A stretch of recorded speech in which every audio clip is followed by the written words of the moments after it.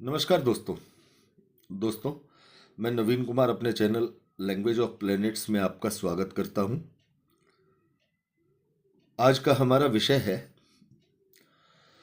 वो कौन सी स्थिति है देवगुरु बृहस्पति की जो इंसान को बार बार सुख समृद्धि के मौके देती है, या ये कहा जाए कि ऐसे व्यक्ति के दरवाजे पर अक्सर सुख और समृद्धि की दस्तक होती रहती है।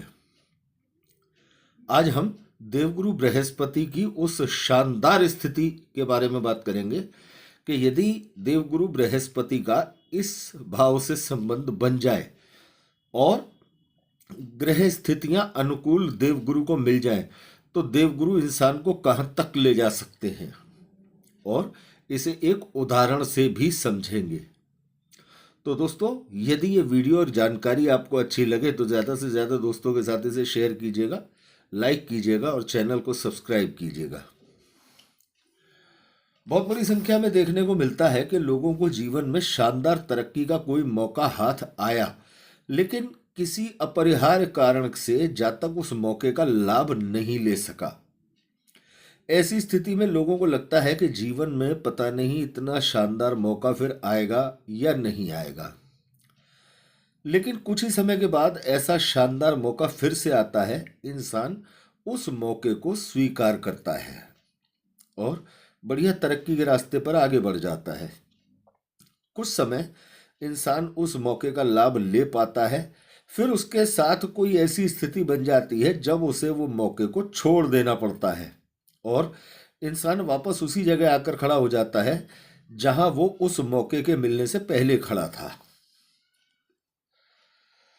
लेकिन कुछ ही समय के बाद फिर से एक शानदार मौका उस व्यक्ति के पास आता है और वो फिर से उस मौके का लाभ लेता है, तरक्की के रास्ते पर आगे बढ़ जाता है। अब 3-4 साल उस तरक्की के रास्ते पर आगे चलते चलते उस जातक के सामने फिर से एक नया मौका आता है।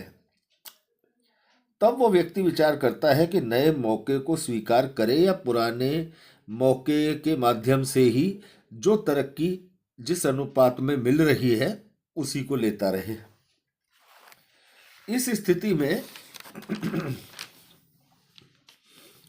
इंसान फिर से पुराने मौके को छोड़कर नए मौके को स्वीकार करता है, जबरदस्त तरक्की के रास्ते पर आगे बढ़ जाता है। मजे की बात यह है कि उस नए मौके को स्वीकार करने के कारण वो अपनी जन्मभूमि जन्म स्थान से भी काफी दूर हो जाता है। आखिर कौन सी है वो ग्रह स्थिति जो इंसान को जीवन में तरक्की के कई मौके देती है, लेकिन लाभ कौन ले पाता है और कौन नहीं, इस बात को इस व्यक्ति की कुंडली से समझेंगे। सबसे पहले तो दोस्तों, कुंडली के धर्म त्रिकोण अर्थात लग्न, पंचम और नवम भाव इंसान को जीवन में ईमानदारी के साथ नैतिकता के रास्ते पर चलकर तरक्की के उस मोड़ पर ले जाते हैं जिसकी हर इंसान को चाह होती है। और इस त्रिकोण में यदि देवगुरु बृहस्पति की बात की जाए तो नवम भाव और भाग्य के मालिक भी हैं। इस तरह की अधिकतर स्थितियां तब देखने को मिलती हैं जब नवम के स्वामी होकर देवगुरु कुंडली के लग्न या पंचम में मजबूत स्थिति में बैठे हों, साथ ही कुंडली में बाकी दोनों त्रिकोणों के स्वामी भी अच्छी स्थिति में हो, उन दोनों का देवगुरु के साथ अच्छा संबंध हो, अर्थात देवगुरु की शुभता और मजबूत स्थिति को वो दोनों ग्रह डिस्टर्ब ना करें। और ध्यान रखें कि यदि इस स्थिति में जो कि लग्नेश, जो कि प्रथम त्रिकोण के स्वामी होते हैं, उनकी स्थिति भी कुंडली में मजबूत हो, क्योंकि तरक्की के रास्ते भले ही देवगुरु बनाएंगे लेकिन उस रास्ते पर चलना लग्न के स्वामी को ही होगा, जिससे वो सही लाभ ले सके। अब एक व्यक्ति जिनका नाम अभिषेक है, इनकी कुंडली पर विचार करते हैं। हालांकि डिटेल इन्होंने देने से मना किया है स्पष्ट तौर पर, लेकिन कुंडली के बारे में विचार तो किया ही जा सकता है। अभिषेक जी की कुंडली में सिंह लग्न है। लग्न के स्वामी सूर्य हैं। सूर्य कुंडली में दूसरे भाव में कन्या राशि में बैठे हैं। कुंडली के तीसरे भाव में तुला राशि में शुक्र और बुध दोनों ग्रह एक साथ हैं। बृहस्पति कुंडली के नवम भाव में मेष राशि में है। मंगल कुंडली में उच्च के होकर छठे स्थान में है। अब दोस्तों केवल इन्हीं ग्रह स्थितियों की वजह से समझते हैं कि इस व्यक्ति के साथ क्या हुआ और क्या इसको देखने को मिला। यह लड़का पहले तो यमुनानगर में मात्र 17,000 की नौकरी करता था। तरक्की के रास्ते तलाश करता था, इधर उधर हाथ पैर मारता रहता था। कुछ समय निकलने के बाद इस व्यक्ति की मंगल की महादशा शुरू हुई। अब ध्यान देने की बात है कि मंगल इस व्यक्ति के भाग्य के स्वामी हैं और कुंडली के छठे भाव में अर्थात नौकरी के भाव में उच्च के होके बैठे हैं। मंगल की दशा को आए केवल 7 महीने हुए थे। इस लड़के ने दिल्ली जाकर किसी कंपनी में इंटरव्यू दिया। वहां ये लड़का सिलेक्ट हो गया।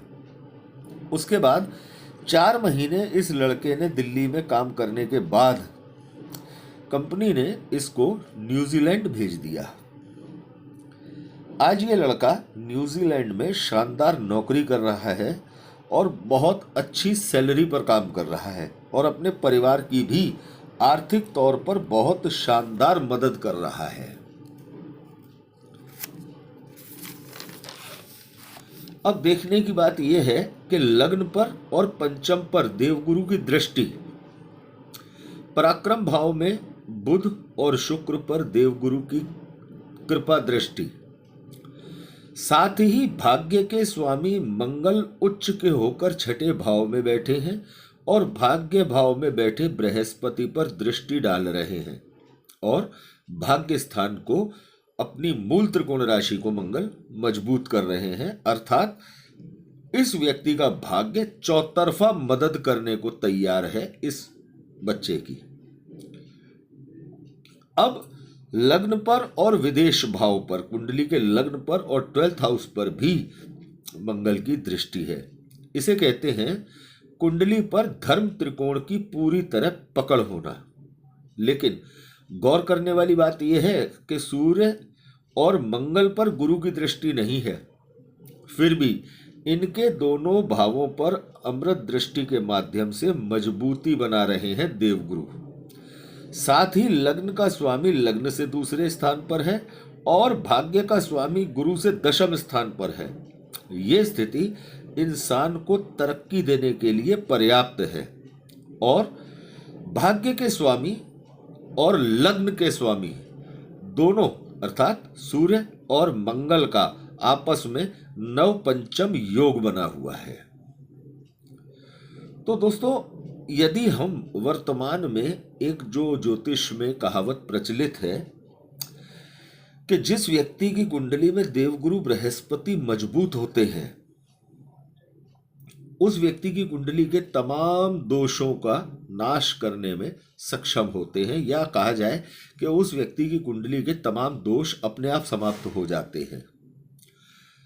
तो दोस्तों, देवगुरु बृहस्पति कुंडली के धर्म त्रिकोण यानी लग्न, पंचम और नवम इन भावों में मजबूती के साथ बैठे हों, साथ ही जो 2 त्रिकोण दूसरे त्रिकोण हैं जिनमें एक में देवगुरु बृहस्पति बैठे हैं और 2 त्रिकोणों के स्वामी भी कुंडली के अंदर मजबूत स्थिति में हैं और एक दूसरे से शुभ स्थान पर बैठे हैं, तो ऐसे जातक को देवगुरु बृहस्पति अपने आप ऐसी स्थिति प्रदान कर देते हैं कि उस व्यक्ति को जीवन में कभी पीछे मुड़कर देखना ही नहीं पड़ता।